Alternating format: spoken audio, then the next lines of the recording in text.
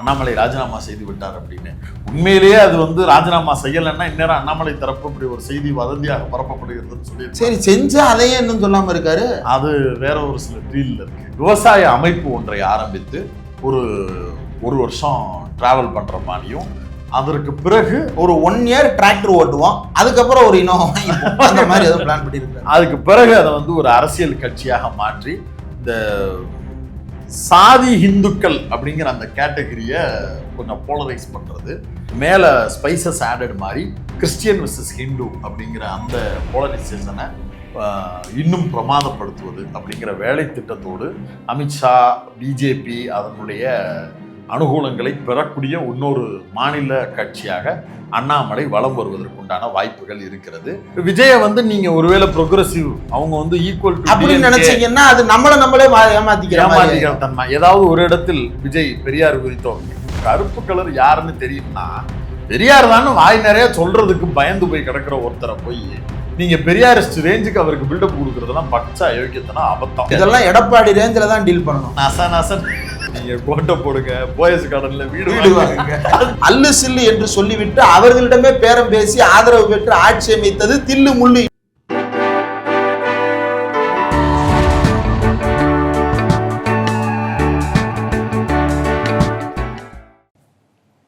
Doctor கலைஞர் அவர்களுடைய 103வது பிறந்த நாள் விழா ஜூன் 3. வாழ்த்துக்கள். அவருடைய எண்ணற்ற திட்டங்களாலும் செயல்களாலும் தான் இன்னைக்கு எங்களை போன்ற பல முதல் தலைமுறை பட்டதாரிகள் உயர்ந்திருக்கிறார்கள். நாங்கள்லாம் வாழும் உதாரணங்கள். எங்களை போலவே பார்த்து கொண்டிருக்கக்கூடிய பார்வையாளர்கள் பலருடைய வாழ்க்கையிலும் ஏதாவது ஒரு விதத்தில் கலைஞருடைய ஒரு கையெழுத்து அவர்களுக்கு தனிப்பட்ட முறையில் ஒரு பெரிய பலனையும் பெரிய வாழ்க்கையையும் கொடுத்திருக்கும் அப்படின்னு நாங்கள் நம்புகிறோம். கலைஞருடைய திட்டங்கள், சட்டங்கள் அதையெல்லாம் தாண்டி கலைஞருடைய வாழ்க்கை நமக்கு தரும் பாடம் இடையறாத போராட்டம், தொடர்ந்து உழைப்பதற்கான உத்தி, கொள்கை, குறிக்கோள். உத்தி எப்போனாலும் மாறலாம், கொள்கையும் குறிக்கோளும் இருந்தது என்றால் எந்த இடத்தை அடைய வேண்டும், அதை எப்படி அடைய வேண்டும். சில எதேச்சதிகாரமான சில பழமொழிகள் உண்டு, எண்ட் ஜஸ்டிஃபைஸ் த மீன்ஸ் அப்படின்னு. அப்படிலாம் கிடையாது. என்ன இலக்கை அடைகிறோம் என்பதும் முக்கியம், எந்த வழியில் அதை அடைகிறோம் அப்படின்றதும் முக்கியம். அந்த 2 தெளிவுமே கலைஞரிடம் இருந்தது. அதை அவர் தொடர்ந்து பேசினார், எழுதினார், சட்டமாக்கினார், பரப்பினார். அதுதான் அவருடைய வாழ்க்கை முழுக்க அவர் செய்து கொண்டே இருந்தார். அதுதான் நமக்கு இன்றைக்கு அவர் கொடுத்து சென்றிருக்கிற பாடம். அவருடைய வாழ்க்கை பாதையில் எந்த பக்கத்தை திருப்பினாலும் இருக்கின்ற பாடம், பகுத்தறிவு, பயனுள்ள அரசியல் தத்துவம் என்ன அப்படின்னா, கொள்கையில் தெளிவு, கொள்கையில் தவறாமை அப்படின்றது தான் அடிப்படையான கூறு. அது எவ்வளவு ஏறி எதிரில் இருப்பவர் அடித்தாலும் கூட அந்த இடத்தில் கொஞ்சம் கூட தயங்காமல் அந்த கொண்ட கொள்கையை திரும்ப திரும்ப சொல்லிக்கொண்டே இருப்பது ரொம்ப முக்கியம். பின்வாங்கியது கிடையாது. ஒரு கொள்கையை பிரகடனப்படுத்திவிட்டு அதை பின்வாங்கி கொள்வது அப்படின்றது அவருடைய அகராதியிலேயே கிடையாது. இது இன்றைக்கு இருக்கக்கூடிய அனைவருக்குமே ரொம்ப முக்கியமான ஒரு செய்தி. அப்படி ஏறி அடிச்சாதான், ஏன்னா நம்ம காம்ப்ரமைஸ் ஆனதுனால நம்ம பெற்றது என்ன? இவனுக்கு என்ன கருணை காட்ட போறானுங்களா? திருப்பி ஓட்டு போட்டுருவாங்களா? உனக்கு என்ன சொகுசு கிடைக்க போதா உலகத்துல? ஒண்ணும் கிடையாது. அப்ப நீயாவே இருந்துரு. எதுக்கு அவன் வச்சுக்குவானோ, அவன் தப்பா எடுத்துக்குவானோ, இவன் தப்பா எடுத்துக்குவானோன்னு ராமர் ஒருத்தர் இன்ஜினியரிங் காலேஜ் புண்படாத வகையில் பேசுவதற்கு கோடி பேர் இருக்கிறார்கள், புண்படுத்தும் வகையில் பேசுவதற்கு நீங்கள் 1000 பேர் இருக்கிறீர்கள் என்றால் நீங்கள் அந்த 1000 பேராக இருப்பதுதான் உங்களுடைய வலிமை, கோடியில் ஒன்றாக கரைவது அல்ல. அதனுடைய லெகசியை கடைபிடிக்கிறதுக்கு உதயநிதி அவர்கள் தயாராக இருக்கிறார் அப்படிங்கிற. ஆமா, அவர் பேசும்போதுமே கூட சில சீனியர்ஸ் குறுக்க புந்து தம்பி ரொம்ப தீவிரமா பேசாதீங்க அப்படின்லாம் சொல்லுவாங்க. நீங்க தள்ளி நிலுங்க தாத்தா அப்படின்னு சொல்லிட்டு நீங்க பாட்டுக்கு இறங்கி ஆடுங்க. அந்த மாதிரி மூத்தவர்கள் அப்படின்ற பேர்ல கொள்கையை குறைச்சு பேசுங்க அப்படின்னு சொன்னாங்கன்னா அந்த மூத்தவரை சந்தேகப்படுங்கள். ஏன்னா அந்த மூப்பு பயனில்லாத மூப்பு. உண்மை. கலைஞருடைய மூப்பு பயனுள்ள மூப்பாக இருந்தது. கொள்கை ரீதியாக முதிர்ச்சி அடைந்தவராகவும் அனுபவ ரீதியாக முதிர்ச்சி அடைந்தவராகவும் இருந்தாரு. அந்த கொள்கையும் அனுபவமும் தத்துவமும் மெருகேறாவிட்டால் அந்த மூப்பினால் என்ன பயன்? என்ன சொல்லணும்னா, அந்த பெரியார் பஸ் ஸ்டாண்ட்ல, பழைய பெரியார் பஸ் ஸ்டாண்ட்ல வசனம் ஒண்ணு ஓடிக்கிட்டே இருக்கும். உங்களுடனேயே அவர் நின்று கொண்டிருப்பார், கருப்பு கலரில் ஏதோ ஒரு நிறத்தை பூசுவது போல பூசி ஆசை வார்த்தை காட்டி உங்கள் மீது எதையாவது வந்து யாராவது பூசினால் அவர்களை நம்பி ஏமாற வேண்டாம். உங்கள் பொருட்களை பத்திரமாக பார்த்துக் கொள்ளுங்கள். உங்கள் பொருட்களை உங்கள் கைகளிலேயே வைத்துக் கொள்ளுங்கள், கீழே வைக்க வேண்டாம். அந்த மாதிரி ஒரு வசனத்தை அவங்கள மாதிரியான நபர்கள் பக்கத்துல வரும்போதே ஒலிக்க விட்டுக்கிட்டே இருக்கணும் அப்படிங்கிறது தான் கோரிக்கை. இதுல இன்னும் முக்கியமான விஷயம், ராகுல் காந்தி அவர்கள் வந்து கலைஞர் அவர்களுக்கு தன்னுடைய மரியாதையை செலுத்தி இருக்கிறார். ஊதுபத்தியும் வேணாம், உன் பொங்கச்சோறு வேணாம் அப்படின்னு திமுக காரர்கள் ஒரு பக்கம் சோசியல் மீடியாவில் விமர்சிக்கிறாங்க. பட் எனிவே, ஒரு எதிர்க்கட்சி தலைவராக இந்திய அளவில் இருந்து கூட்டணியை விட்டு வெளியேறியதற்கு பிறகும் ராகுல் காந்தி கலைஞர் குறித்து பேசுறது அப்படிங்கிறது வந்து வரவேற்க வேண்டிய ஒன்று. அடுத்து தமிழ்நாடு வரவேற்க வேண்டிய ஒன்று தான். அதுல என்ன சிக்கல் அப்படின்னா, பொதுவா ஊருக்குள்ள சிறுதெய்வ வழிபாடு மாதிரி ஆயிடக்கூடாது. அது சரிதான். அந்த சிறுதெய்வத்தை தெய்வமாக்கினதே அவன் தான். அவனே போய் கும்பிட்டுக்கிட்டு இருப்பான். நீ எதுக்குடா கும்பிடுற அப்படின்ற மாதிரியே இருக்கும். காங்கிரஸ்காரர்கள் கடைசி வரை அந்த மாதிரி கொள்கை ரீதியா எதுவும் பண்ணிடக்கூடாதுன்றதுக்காக மற்றவங்களுக்கு சொல்றேன். காங்கிரஸ் அப்படி பண்றாங்கன்னு நான் நினைக்கிறேன். காங்கிரஸ் ரொம்ப தெளிவாக தான் இருக்கிறாங்க. கடைசி வரைக்கும் தமிழ்நாட்டுல காங்கிரஸ் எப்படி கலைஞர் வச்சிருந்தாருன்னு தெரியும். நிச்சயமா நிச்சயமா. அப்புறம் வச்சிருந்தாரு. என்ன இடையில நிறைய பேருக்கு உயிர் கொடுத்து விட்டது இன்றைக்கு வந்து அந்த ஆக்சிஜன் சப்ளை பண்ணது, இந்த வெண்டிலேட்டர். அதாவது கோவிட் பீரியட்ல ஸ்டாலின் சார், நீங்க மக்களுக்கு வெண்டிலேட்டர் கொடுத்தீங்க, சந்தோஷம். நீங்க வந்து ஜெயலலிதாவால் காலாவதி ஆக்குவதற்கு தயாரிக்கப்பட்ட பல பேரை வந்து வெண்டிலேட்டர்ல உட்கார வச்சு இன்னைக்கு வந்து விஜய் வரைக்கும் அந்த பம்பரம் வந்து அந்த சாட்டையில இருந்து விலகி அப்பயே விழுந்துருச்சு. அந்த கீழே விழுக போன பம்பரத்தை நான் சுத்துறேன்னு நீங்க எதுக்கு சாட்டை கட்டி திருப்பி இறக்கி விட்டீங்க? அப்புறம் சிஎம் அவர் பேர் என்ன, விஜய், அவருடைய அமைச்சரவையில் இருக்கும் இவருக்கு யாரு பேருமே தெரியாதுங்க. ராஜ்மோகன். இல்ல அது வந்து ஒரு மேனரிசம். சொல்லும்போது யாரு அப்படி கேட்கறது, அதை தவறா எடுத்துக்காதீங்க. அப்புறம் அவர் பேர் என்ன, பாத்தியா, நான் சொல்லல, இவருக்கு யாரு பேருமே தெரியாது. ராஜ்மோகன் அவர்கள் இன்னைக்கு கலைஞருடைய உருவப்படத்திற்கு, இதை நான் உண்மையிலே வரவேற்கிறேன். நான் உண்மையிலே இதை நான் மேடையிலே பேசினவர். அது என்னமாவும் இருக்கட்டும், கடந்த காலம் என்ன வேணாலும் இருக்கட்டும், திமுக மேடையில பேசின பல பேர் அதற்கு பிறகு என்ன ஆனார்கள் அப்படின்றதெல்லாம் கூட இருக்கட்டும். ராஜ்மோகன் ஒரு அரசு அமைச்சராக இருந்து கலைஞருக்கு மரியாதை செய்திருப்பா. அது ஒரு டேமேஜ் கண்ட்ரோலா கூட சிலர் சொல்றாங்க. கலைஞர் படம் நீக்கப்பட்டது, அது நீக்கப்பட்டது இவர் சொல்லிதான் நீக்கப்பட்டதா என்று தெரியல.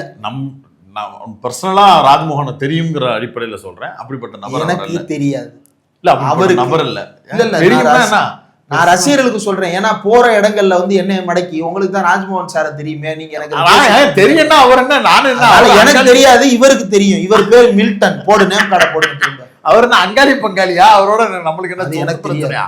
தெரியும்னா அவர் கடந்து வந்த பாதை தானசு போல அவர் எப்படி எப்படி எல்லாம் இருந்து வந்தார் அப்படிங்கிறத நம்ம பார்த்ததன் அடிப்படையில் சொல்றேன், வேற எதுவும் கிடையாது. அப்படி பார்க்கும்போது அவர் அப்படிப்பட்ட நபர் அல்ல. கலைஞர் போட்டோவை எடுத்தா தான் வருவேன் அப்படி சொல்லக்கூடிய, நானும் அப்படி நம்பல. என்ன ராஜாவை மிஞ்சிய ராஜ விசுவாசிகள் நிறைந்த மாநிலம் இந்த மாநிலம். ஜெயலலிதாவே ஒண்ணும் சொல்லியிருக்க மாட்டாங்க. ஆனா ஜெயலலிதா போற வழியில ஒரு சிலை இருக்கிறதுன்றதுனால இவங்களே அந்த சிலையை தூக்கி விடுவாங்க, இவங்களே அங்க இருக்கிற பொட்டி கடையை காலி பண்ணி விடுவாங்க, இவங்களே பச்சை பெயிண்ட் அடிப்பாங்க. அந்த அந்த அந்த இடத்துக்கு பச்சை பெயிண்ட் அடிக்க சொல்லி ஜெயலலிதா சொல்லி இருக்க மாட்டாங்க, இவங்களா போய் பச்சை வழி எடுத்துட்டு போயிருப்பாங்க. அதுல ராஜ்மோகன் அவர்கள் அப்படி செய்யக்கூடிய நபராக நான் கருதல. அத ஒரு நிகழ்ச்சிக்கு வந்திருக்கிறாரு, வந்த இடத்துல வந்து புது அரசு, அதனால பழைய தலைவர்களோட போட்டோவை புறம் தூக்கிடலாம் அப்படின்னு நினைச்சு ஒரு சிலர் தூக்கி. உண்மையிலே அப்படி நடக்குது என்பது ராஜ்மோகன் அவர்களுடைய கவனத்துக்கு வரவில்லை என்றால் மாண்புமிகு அமைச்சர் ராஜ்மோகன் அவர்கள் உடனடியாக அது என்னன்னு, இல்லைன்னா உங்க ஏற்பாட்டாளர்ல யாரோ ஒரு கருப்பாடு இருக்கு. ஆமா, அது RSS இருக்கு. உங்க கூட இருக்கிற யாரோ ஒரு நபர் இது போன்ற ஒரு சிந்தனை ஓட்டம் கொண்டவராக இருக்கிறார். இதில் உங்களுக்கு சம்பந்தம் இல்லை என்றால் உங்களை அவமானப்படுத்தி உங்கள் பெயருக்கு களங்கம் ஏற்படுத்த இப்படி ஒரு செயலை உங்க கூட இருக்கிறவர் செய்யறாரா? ஒண்ணு நீங்க செய்றீங்களா, நீங்க இல்லன்னு கிளாரிஃபை பண்றீங்கன்னா அப்ப கூட இருக்கிற யார் செய்யறாங்க?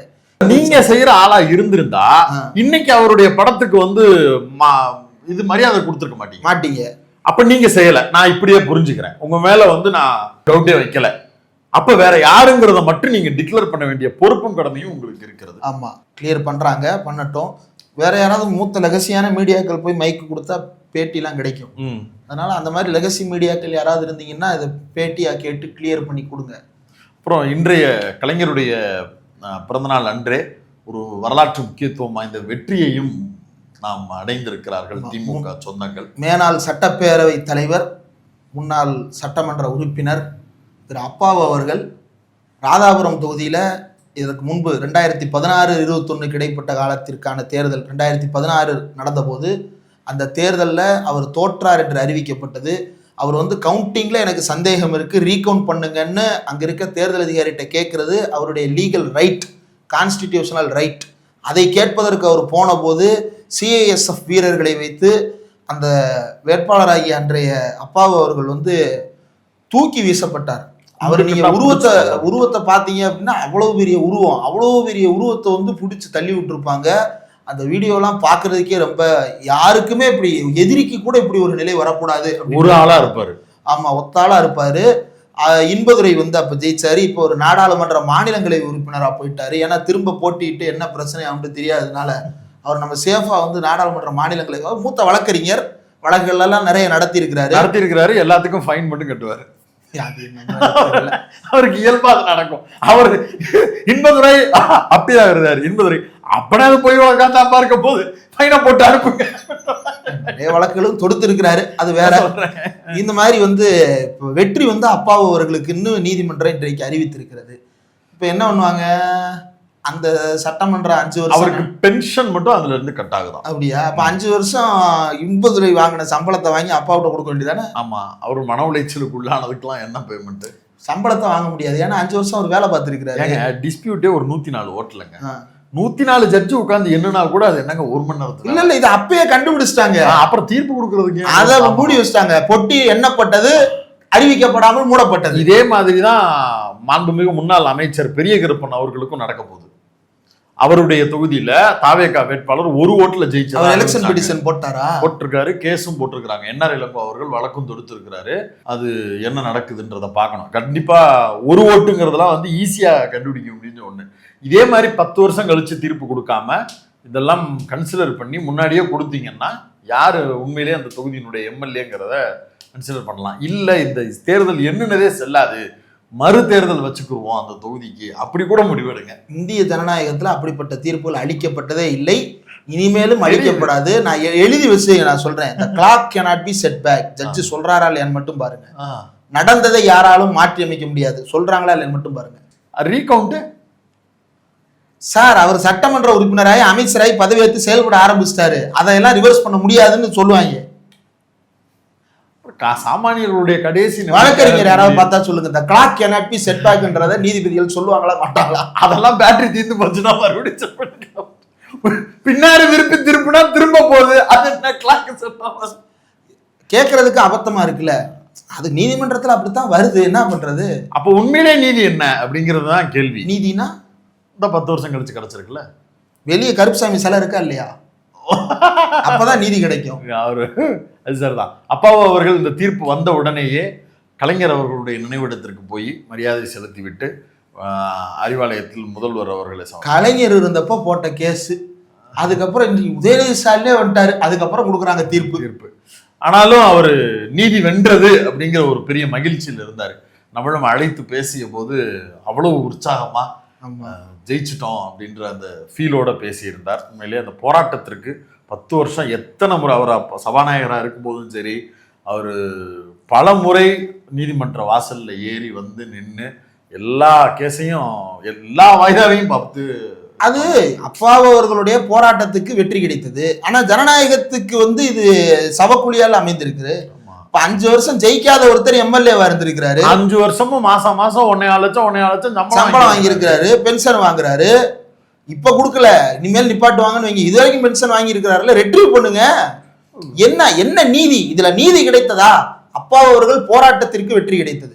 நீதி ஜனநாயகத்திற்கு என்ன கிடைத்தது? இதையுமே என்ன பண்ணுவாங்க, இப்போ உயர் நீதிமன்றம் தானே சொல்லியிருக்கு, உச்ச நீதிமன்றத்துல போய் மறுபடியும் போய் இதை ஸ்டே ஆடுவாங்க. அதை போட்டு அங்கேயும் நிப்பாட்டி போட்டுட்டு அதுவும் இன்னும் 10 வருஷமா அப்படிங்கறதெல்லாம் நடக்கக்கூடாது. நீதித்துறையை நம்புகிறோம். என்ன நடக்குது? இந்த நீதித்துறை வந்து இந்திரா காந்தியினுடைய தேர்தல் வெற்றிக்கு காட்டிய வேகத்தை அதுக்கு முன்னாடியும் காட்டினது இல்ல, அதுக்கு அப்புறமும் யாருக்கும் காட்டினது இல்ல. காட்டியிருக்காங்க.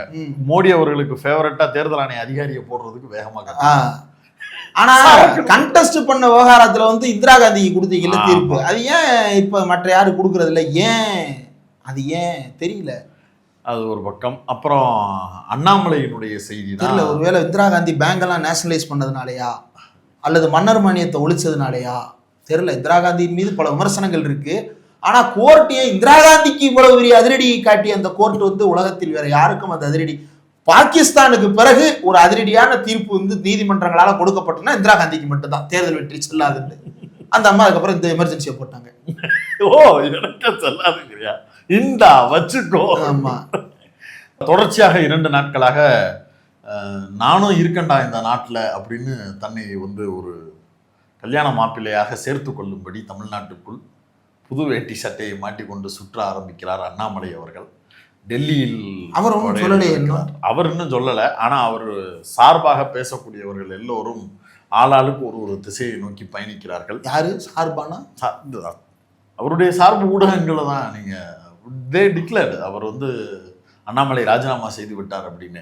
உண்மையிலேயே அது வந்து ராஜினாமா செய்யலைன்னா இந்நேரம் அண்ணாமலை தரப்பு இப்படி ஒரு செய்தி வதந்தியாக பரப்பப்படுகிறதுன்னு சொல்லி, சரி செஞ்சா அதையே இன்னும் சொல்லாம இருக்காரு. அது வேற ஒரு சில ட்ரீல்ல இருக்கு. பிரதமர் அப்பாயின்மெண்ட் கொடுக்க வேண்டியது இருக்கு, அவரை சந்திக்கணும். அமித்ஷாவை பார்த்துட்டாங்க, அந்த புகைப்படத்தை ரிலீஸ் பண்ணிட்டாங்க. அவர் மரியாதை நிமித்தமாக சந்திப்புன்னு கூட அவர் எங்கேயும் டிக்ளேர் பண்ணலை. பட் இவங்க அவர் தரப்பிலிருந்து வரக்கூடிய செய்தி என்னன்னா, டெல்லியில் இருக்கக்கூடிய நண்பர்கள் சொல்லக்கூடிய தகவலும் இவர் ராஜினாமா செய்ய போகிறார் அப்படிங்கிற மாதிரி தான். பட் இப்போ வரைக்கும் ஒரு குழப்பம், அவர் உண்மையிலே ராஜினாமா பண்ணுறாரா பண்ணலையா அப்படிங்கிறது தெரியல. ஆனால் பரவலாக செய்தி ஊடகங்களுக்கு செய்தியாளர்கள் நம்ம தரப்பில் எங்களுக்கு கசிய விடப்படுகிறவா அல்லது கசிகிற தகவலா அப்படின்றத பார்வையாளர்கள் நீங்களே முடிவு பண்ணிக்கோங்க. பட் எங்களுக்கு வர்ற தகவலை மட்டும் நாங்கள் சொல்கிறோம். விவசாய அமைப்பு ஒன்றை ஆரம்பித்து ஒரு வருஷம் டிராவல் பண்ணுற மாதிரியும், அதற்கு பிறகு ஒரு 1 இயர் டிராக்டர் ஓட்டுவோம், அதுக்கப்புறம் ஒரு இனோவா அந்த மாதிரி ஏதோ பிளான் பண்ணியிருக்காரு. அதுக்கு பிறகு அதை வந்து ஒரு அரசியல் கட்சியாக மாற்றி இந்த சாதி இந்துக்கள் அப்படிங்கிற அந்த கேட்டகரியை கொஞ்சம் போலரைஸ் பண்ணுறது, அதில் வந்து மேலே ஸ்பைசஸ் ஆடட் மாதிரி கிறிஸ்டியன் வெர்சஸ் ஹிந்து அப்படிங்கிற அந்த போலரைசேஷனை இன்னும் பிரமாதப்படுத்துவது அப்படிங்கிற வேலை திட்டத்தோடு அமித்ஷா பிஜேபி அதனுடைய அனுகூலங்களை பெறக்கூடிய இன்னொரு மாநில கட்சியாக அண்ணாமலை வலம் வருவதற்குண்டான வாய்ப்புகள் இருக்கிறது. பெரிய பெரிய நபர்கள், பிரபலங்கள், நேரடியாக தங்களை பிஜேபி என்று சொல்லிக்கொள்ள வெக்கப்பட்டவர்கள் எல்லோரும் அண்ணாமலையோடு சேர்ந்து பயணிப்பதற்கு தயாராகவும் போகிறார்கள். முழுக்க முழுக்க விஜயை அட்டாக் பண்ணுவது அப்படிங்கிற அந்த இடத்துல இருந்து ஒரு வேலையாக அதை மாற்றி இருக்கிறார்கள். எண்ட் ஆஃப் த டே ஒருத்தர் போய் கட்சி ஆரம்பிக்க போறாரு, ராஜினாமா பண்ண போறாருன்னா, இதுவரைக்கும் நம்மளுக்கு தெரிஞ்ச அரசியல் வரலாறு எப்படி இருக்கும்? எனக்கு இந்த கட்சியில இது கிடைக்கல, அது கிடைக்கல, அதனால நான் இந்த கட்சியிலிருந்து வெளியே வர்றேன் அப்படின்னு எழுதி கொடுத்துட்டு ஒரு கடிதம் போடுவாங்க. யாராவது ஒருத்தர் தலைவரை போய் பார்த்துட்டு ரகசியமா ஒரு 1 மணி நேரம் பேசிக்கிட்டு இருந்துட்டு வெளியில வந்து இந்த கட்சியில இருந்து நான் விலகிறேன் அப்படின்னு சொல்லுவாங்களா? யார்? செங்கோட்டையன் சொல்லுவாரு. செங்கோட்டையன் யார்கிட்ட பார்த்துட்டு சொன்னாரு? அமித்ஷா போய் பார்த்துட்டு வந்தாருல, அதுக்கப்புறம் தானே அவர் கட்சி இல்லப்பா, அவர் கட்சி எடப்பாடிப்பா. நீங்க அப்படி பார்க்க கூடாது. புதுசா ஒரு இடத்துக்கு போற எல்லாருமே அமித்ஷா பார்த்துட்டு வர. ஆமா, அதுதான் செய்தி. அது வந்து திமுகல சேர்றவங்க அப்படி பார்த்துட்டு வந்து சேரல இல்ல. சரி, அப்ப தாவேகால சேர்றவங்க அப்படி பார்த்துட்டு வந்து சேர்ந்துருக்கிறாங்க. அப்ப அது வந்து டெபுடேஷன்ல போனதா அப்படிங்கிற கேள்வியோடு தான் அது தொடர்புடையது. அப்படித்தான் அண்ணாமலையும் தன்னுடைய டெபுடேஷன் பீரியடா தமிழ்நாட்டுக்குள்ள பிஜேபின்னு சொன்னா ஓட்டு கிடைக்க மாட்டேங்குது. அப்ப அண்ணாமலை பாஜகன்னு சொன்னா கிடைக்குமா? பாஜகனா இவரு சொல்றது கேட்டது இல்லையா? நம்ம சுப்பிரமணிய சாமி அவர் பாஜகன்னு தான் சொல்லுவாரு. ஏன் அது பாரதிய பா, ஜனதா ஜா, பார்ட்டி பா. அப்படி கேட்டது இல்லையா? பாஜகன்னு தான் பேசுவார் அவரு. யாரு? சுப்பிரமணிய சாமி. சுப்பிரமணிய சாமி தான் இன்னும் பேசிட்டு இருக்காரா? வேற என்ன சந்திராசாமியா? எனக்கு தெரியாது. பேசுறாரா இன்னும்? ஏன் பேசிட்டு உண்மையில பேசிட்டு தான் இருக்காரா? தெரியல. அவர் பேசுன வரைக்கும் அப்படி பேசிக்கிட்டு இருப்பாரு. ஓகே, பாஜக. நீ பழனிக்கே பால்காவடி எடுத்தாலும், நீ குட்டிக்காரனமே அடிச்சாலும் தமிழ்நாட்டுல உங்களுக்கு ஒண்ணுமே கிடைக்காதரா அப்படிங்கிறது தான் தமிழ்நாட்டு மக்கள் திரும்ப திரும்ப அண்ணாமலை வகையராக்களுக்கு சொல்லக்கூடிய பதில். ஆனாலும் ஒரு சில கிரௌடுகளை நம்ப முடியல, அவங்க என்ன மனநிலையில் இருக்காங்க. அண்ணாமலை வருகை வந்து தமிழ்நாட்டு அரசியலில் வந்து ஏற்கனவே வந்து ஆபத்தான போக்குகளை ஏற்படுத்தி இருக்கிறது. பத்திரிகையாளர்களை அவதூறாக பேசுவதில் தொடங்கி, அரசியல் கட்சி தலைவர்களை வந்து கொச்சையாக ஆபாசமாக பேசுவதில் தொடங்கி பல அசிங்கங்களை தமிழ்நாட்டு அரசியலில் அவர் அறிமுகப்படுத்தி வைத்திருக்கிறார். இதற்கப்புறம் அவர் தனி கட்சி அப்படின்னு தொடங்கும் போது மீடியா ஸ்பேஸ் பெரிதாக கிடைக்கும். அப்போ மீடியா ஸ்பேஸ் வந்து விஜய், அண்ணாமலை அப்படின்னு சொல்லிட்டு ஒரு க்ரௌடடான என்விரான்மெண்ட்டாக மாறும். ஏற்கனவே தமிழ்நாட்டில் மாநில உரிமைகள், தமிழ்நாட்டின் உரிமைகள்னு பேசுவதற்கு ஒரே ஒரு கட்சி தான் இன்னும் மிச்சம் இருக்குது, திமுக மட்டும்தான். ஐ மீன் பிரதான கட்சிகள்ல நான் சொல்கிறேன். அப்புறம் 20% மேலே 10% மேலே ஓட்டு வச்சிருக்கிற கட்சிகள்னா திமுக மட்டும்தான் அதை பேசிக்கிட்டு இருக்கு. உடனே இடதுசாரிகள் அப்படி பேசலையான்னு வராதிங்க தோழர்களே. இடதுசாரிகள் விசிக IUML எல்லாம் தள்ளிட்டு பெரிய கட்சிகள் அப்படின்னு சொல்லப்படுகின்ற அங்கீகரிக்கப்பட்ட எண்ணிக்கையில பெரிய எண்ணிக்கை கையில் வைத்திருக்கக்கூடிய கட்சிகள். அப்ப அது சின்ன கட்சிகளா? இப்படி விதண்டாவாதம் பேசுறா நம்ம என்னைக்கு ஓடி அடைய முடியாது. எங்களிடம் வந்து விடாதீர்கள். ஆமா. இடதுசாரிகள் விசிக IUML போன்றவர்களை தவிர மீதி இருக்கக்கூடிய பெரும்பான்மை மக்கள் அதிகம் இருக்கக்கூடிய கட்சியில ஒண்ணு திமுக மட்டும்தான் அதை பேசிட்டு இருக்கு. அதிமுக ஆல்ரெடி டைல்யூட்டட் இந்துத்துவம் மாறிடுச்சு. இன்னொரு பக்கம் தாவேகா வந்து மாநில உரிமைகளையே டைல்யூட் பண்ணி பேச ஆரம்பிச்சிட்டாங்க. அப்போ அண்ணாமலை வருகை அப்படின்றது வந்து எடப்பாடி கிட்ட இருக்கக்கூடிய ஒரு சில கேஸ்ட் வாக்குகளையும் கையில கேஸ்ட் வாக்குகளை எடுத்துக்கிட்டு நீங்க வந்து சுயமரியாதை பிரச்சாரம் இல்லாத, ஒரு பகுத்தறிவு கொள்கை இல்லாத, ஒரு ஆழமான மாநில உரிமை குரல் இல்லாத, ஒரு மொன்னையான ஒரு அரசியலற்ற தன்மையை உருவாக்குகின்ற ஒரு உத்தியாக அவர் பேசுவார், செயல்படுவார். அப்போ அந்த அது வந்து அதிகமாகுது. அதுவுமே என்ன சொல்லுவாங்கன்னா தேசியமும் தெய்வீகமும், ஒரு ஆன்டி டிராவிடியன் அல்லது ஆன்டி செல்ஃப் ரெஸ்பெக்ட் மூவ்மெண்ட் அல்லது ஆன்டி பெரியாரிஸ்ட் டோன்ல நிறைய பேர் அது அதிகமாகுது. அப்ப தமிழ்நாட்டினுடைய அரசியல் பண்பில் இந்த அளவு மாற்றம் தாக்கத்தை ஏற்படுத்தும். விஜய வந்து நீங்க ஒருவேளை ப்ரோக்ரசிவ், அவங்க வந்து ஈக்குவல் அப்படின்னு நினைச்சீங்கன்னா அது நம்மளே ஏமாத்திக்கிற தன்மை. ஏதாவது ஒரு இடத்தில் விஜய் பெரியார் குறித்தோ கருப்பு கலர் யாருன்னு தெரியும்னா பெரியார் தான் வாய் நிறைய சொல்றதுக்கு பயந்து போய் கிடக்குற ஒருத்தரை போய் நீங்க பெரியாரிஸ்ட் ரேஞ்சுக்கு அவருக்கு பில்டப் கொடுக்கறதெல்லாம் பச்சா யோகியத்தனா அபத்தம். யார் கொடுக்குறப்ப பில்டப்? அதெல்லாம் சொல்லிட்டு தான் இருக்கிறாங்க. அவர் கருப்பு கோட்டு போட்டதுக்கு காரணமே பெரியார் தாங்க, அதைத்தான் அந்த காருக்கு மேல ஏறி நின்று திருச்சி கிழக்குல சொல்லிட்டு இருக்காரு அப்படின்னு பேசிட்டு இருக்காங்க. முற்போக்குன்ற பேர்ல பேசிக்கிட்டு இருக்காங்க. இப்ப MK ஸ்டாலின் பேசுறாரு, என்ன சொல்றாரு? என் பேரே ஸ்டாலின் தான், ஜோசப் ஸ்டாலின் பெயர் தாக்கத்தில் தான் என் பேரே ஸ்டாலின் வைக்கப்பட்டது, நான் இடதுசாரிகளின் தோழன் அப்படின்னு சொல்லிட்டு அவர் பேசுறாருல. அது போல என்னுடைய கருப்பு கோட்டுக்கு காரணம் தந்தை பெரியார் தான் அப்படின்னு சொல்லாம, உங்களுக்கே தெரியும், தெரியாது, இது எனக்கு தெரியாதுங்க, உண்மையிலேங்க கீழே இருக்கிறவங்களுக்கு தெரியாது, எனக்கே தெரியாது, நீங்க ஓட்டு போட்ட ஆட்களுக்கு உண்மையிலே தெரியாது. நீங்க ஏன் கருப்பு போட்டீங்க யாருக்கு தெரியாதுங்க, எனக்கே தெரியாதுங்க நீங்க ஏன் போட்டீங்கன்னு. நான் என்ன நினைச்சேன், சரி கருப்பு படத்துல வர்ற மாதிரி சூர்யாவோட ட்ரெஸ் காஸ்டியூம் பிஷப்புகள் கூட தாங்க கருப்பு வங்கி போடுறாங்க. கிறிஸ்தவ பிரிவுகள்ல சில பிரிவுகள்ல பிஷப்புகள் கூட கருப்பு வங்கி போடுறாங்க. அது ரோம்ல மட்டும் தான் போடுறாங்கல்ல, அதுக்காக ஒரு கருப்பு கோட்டை போட்டாருன்னு கூட நான் நினைக்கலாம்ல. இப்படி பேசுறதுக்கு தான் அண்ணாமலை வர்றாரு. இஸ்லாமியர்கள் கூட கருப்பு கலர்ல போடுறாங்கல்ல. பெரியாரும் கருப்பு சட்டை போட்டிருந்தாரு, ஐயப்ப பக்தர்களும் கருப்பு சட்டை தானே போடுறாங்க. எந்த கருப்பு சட்டை நீங்க போட்டிருக்கிறது? கருப்பு படத்தோட காஸ்டியூம்ல நீங்க வந்திருக்கீங்க போல. அப்ப இல்லாட்டி எனக்கு என்ன தோணும், நண்பர் அஜித் மாதிரி ட்ரெஸ் பண்ணிட்டு வந்திருக்கீங்க. கருப்பு RSS காஸ்டியூம்ல தான் வந்திருக்கு. இப்ப இது மட்டும் என்ன, இந்த கெட்டப் வந்து கெட்டப்பா தான் தெரியுமே தவிர இதற்கு பின்னாடி இருக்கக்கூடிய அரசியல் காரணங்கள் ஒண்ணு நீங்களும் சொல்லல, யாருக்கும் தெரியாது. இதெல்லாம் எடப்பாடி ரேஞ்சில தான் டீல் பண்ணணும். நசன் அதாவது நான் கோட்டு போடக்கூடாதா, நீங்க கோட்டு போடுங்க, சூட்டு போடுங்க, என்னத்தையோ போடுங்க, நீங்க கோட்டை போடுங்க, போயஸ் கார்டன்ல வீடு வாங்குங்க. ஒரு கூத்து, நாங்கெல்லாம் போயஸ் கார்டன்ல வீடு வாங்க கூடாதா? மாடுலேஷன்ல நாங்கெல்லாம் கோட் சூட் போடக்கூடாதா? வெயில்ல போடாத கொப்பளம் வரும்னு சொல்லிக்கிட்டு இருக்காங்க. யாரோ சினிமாவை ஆழமா கவனிச்சு கொஞ்சம் அரசியல் புரிதலும் இருக்கிற யாரோ ஒருத்தர் எடப்பாடிக்கு எழுதுறாரு, நல்லா எழுதுறாரு, சார் கூட வச்சுங்க, பயன்படுவாரு. ADMK IT விங் வந்து ராஜ் சத்தியன் தான் பார்த்துட்டு இருக்காரு. அப்படியா? ஆமா, அதனால அவருடைய டீமுக்கு சமீபத்தில் வரக்கூடிய அந்த பதிவுகள்லாம் பார்க்க உண்மையிலே வாழ்த்துக்கள் ராஜ் சத்தியன், நல்லா பண்றீங்க. எந்த அளவுக்குன்னா உங்க வீடியோவை எடுத்து திமுக காரன் ஷேர் பண்ணி கலைஞர் டிவியில ஒளிபரப்பாகிற அளவுக்கு தரமானதாக. ஆமா, அந்த அளவுக்கு தரமா இருக்குன்றேன் நானு. சட்டமன்றத்துல என்னப்பா நடந்துச்சு, பிரிச்சுட்டாங்க. அப்படி யாரு பிரிச்சது? உதயநிதி ஸ்டாலின் பிரிச்சாரு. அந்த மீமை யாரு போடுறது? ADMK போடுது. பின்னாடி விவேக்கு பிரிச்சு கூட்டுப்போம். ஆக்சுவலா அந்த மீமை ADMK போட வேண்டியது. சட்டமன்றத்துல பிரிச்சுட்டாங்க. யாரு? CV சண்முகம் ஒரு பக்கம், எடப்பாடி ஒரு பக்கம்னு குரூப்பை ரெண்டா பிரிச்சுட்டாங்க. ஆனாலும் அந்த ஒரு எண்ணமே வரக்கூடாத அளவுக்கு ராஜ்சத்தியன் ஒரு டெம்ப்ளேட் இறக்கி இருக்கிறாப்லன்னா தட்ஸ் உண்மையிலே பாராட்டு. இல்ல, இந்த ஸ்பிரிட் முக்கியம். வேகமா வேலை பாக்குறீங்க, உண்மையிலே நல்லா இருக்கு. அதே போல விஜய் அவர்கள் பேசி கொண்டிருந்த போதே இந்த பக்கம் எழிலன் அவர்களும் சூர்யா கிருஷ்ணமூர்த்தி அவர்களும் ஹஃபீசுல்லா அவர்களும் பேட்டிக்கு ரெடி ஆயிட்டாங்க.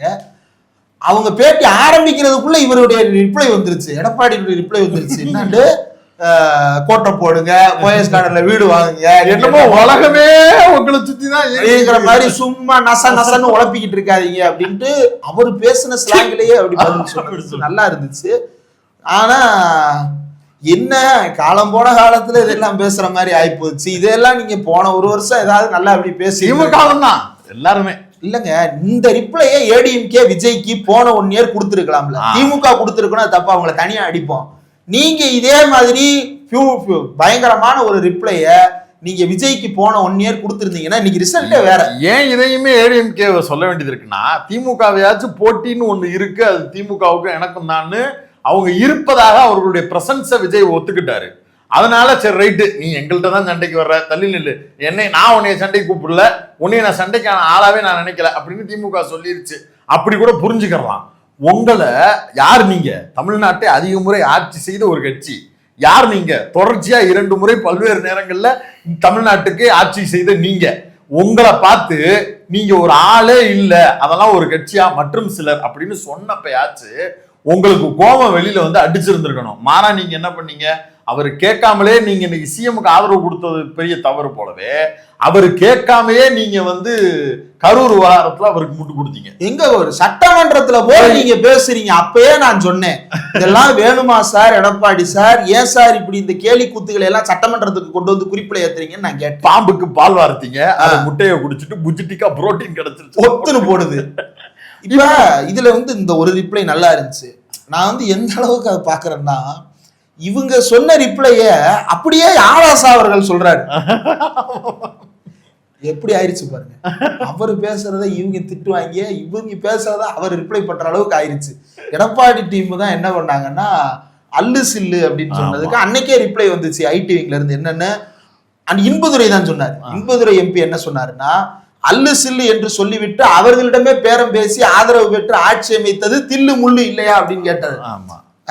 ஆராசாவும் கேட்கிறாரு. இப்போ இது ரொம்ப ஏடிஎம்கே, அதாவது இது வந்து வேற மாதிரி நான் எதுவும் சொல்றேன். ஏடிஎம்கேவுடைய ரிப்ளைஸ் நல்லா இருக்கு, ஏடிஎம்கேவுடைய பதிலடிகள் நல்லா இருக்கு, பொருத்தம் உள்ளதா இருக்கு, டக்குன்னு வந்து கேட்ச் ஃப்ரேசஸா இருக்கு. அதுலயும் இன்னொரு முக்கியமான செய்தி, அடுத்து உங்களுக்கான பெரிய ஆபத்தாக வந்து நிற்க போறது அண்ணாமலை. அவர் உங்களுடைய வாக்குகளில் கை வைப்பார், உங்களுடைய சமூக ரீதியான வாக்குகளாக கண்ண கூட்டத்தில ஒரு பிரிவு பிச்சுக்கிட்டு போகுதே, அதுக்கான வேலைகளோடு தான் அவர்கள் களமிறங்குகிறார்கள். சாதிய மனநிலை கொண்டிருக்கக்கூடிய இடைநிலை சாதிகள்ல இருக்கக்கூடிய ஒவ்வொரு குரூப்பையும் மேனிப்புலேட் பண்ணி அவர்களை கவர்ந்து இழுப்பதற்கு உண்டான வேலையைத்தான் அண்ணாமலை அவர்கள் தரப்பு செய்ய போறாங்க. இன்னும் சொல்றேன், அண்ணா போன நாடாளுமன்ற தேர்தல்ல அண்ணாமலை வந்து அவர் எம்பியா கிடையாது, அவர் எம்எல்ஏவா கிடையாது, கவுன்சிலர் கூட கிடையாது. ஆனா அவர் வந்து ஒரு மீட்டிங் நடத்துறாரு. அந்த மீட்டிங்க்கு முதலாளிகள் வந்து கொங்கு வேளாளர் சமுதாயத்தை சேர்ந்த முதலாளிகள் 1 லட்சம் ரூபாயில இருந்து 5 லட்சம் ரூபாய், அதிகபட்சம் 50 லட்சம் ரூபாய் வரைக்கும் கூட கொடுத்துருக்காங்க. சிலர் ஆவரேஜா 1 லட்சம் ரூபாயில இருந்து 5 லட்சம் ரூபாய் வரைக்கும் காசு கொடுத்து அவர் நடத்துற மீட்டிங்ல போய் இவங்க பார்ட்டிசிபேட் பண்றாங்க. அவங்களோட அண்ணாமலை டிஸ்கஸ் பண்றாரு. ஒண்ணுமே இல்லாத ஒரு சூழ்நிலையில இதெல்லாம் நடந்தது. அவர் வெறும் வேட்பாளராக இருந்த நேரத்திலேயே இவ்வளவும் கிடைத்தது. அப்ப இப்ப தனி கட்சி அப்படிங்கும் போது, அதுவும் அமித்ஷா ஆதரவின் அடிப்படையில் இருந்தும் போது அது வந்து இன்னும் தீவிரத்தன்மை அடையலாம், அல்லது ஒண்ணுமில்லாம் கூட போகலாம். கவனிக்கணும்ல, யோசிச்சு பாருங்க. விஜய் கிட்ட போய் சேர்றதுக்கு இங்க போய் சேருவோம்னு இன்னும் 10 பேர் 20 பேர் உங்கள்ட்ட இருந்து கிளம்பி போனா என்ன ஆகும்? அப்படி ஆரம்பத்தில இருந்து அடிக்க வேண்டிய பொறுப்பும் கடமையும் கூடுதலாக அதிமுகவுக்கு இருக்கிறது. அந்த பொறுப்பை உணர்ந்து இப்போதே செய்ய ஆரம்பித்து செயல்பட ஆரம்பித்தால் உங்களுக்கான களம் இருக்கிறது என்பதை நீங்க போன நாடாளுமன்ற தேர்தலின் போது அண்ணாமலை அந்த அடி அடிச்சு விரட்டி விட்டதுக்கு அந்நேரம் நீங்க கூட இருந்திருக்கணும். நீங்க அப்பயே அவரை கூடவே இருந்திருந்தீங்க அப்படின்னா பரவாயில்ல. அண்ணாமலையை காரணமா வச்சு வெளியே வந்தீங்க, கடைசியில உங்களுக்கும் லாஸ், பிஜேபிக்கும் லாஸ், யாருக்கும் ஒண்ணும் இல்லாம போயிருச்சு. இப்ப வந்து அண்ணாமலை தனியா ஆவர்த்தனம் பண்ண தொடங்குகிறார் என்றால், இப்ப எப்படி நீங்க விஜய கவுண்டர் பண்றீங்களோ இதே கவுண்டரை வந்து அண்ணாமலைக்கும் பண்ணா தப்பிக்கலாம். இல்ல அப்படின்னா இங்க பல்லே இல்லை போலப்பா, சும்மா படம் எடுக்கிறாங்க, பல்லே இல்லை, ஒன்றும் நடக்காது போல அப்படின்ட்டு அங்க வருவாங்க. அதனால உங்களுடைய எதிர்காலம் என்ன என்பது உங்கள் கையில் தான் இருக்கிறது. கவனம்.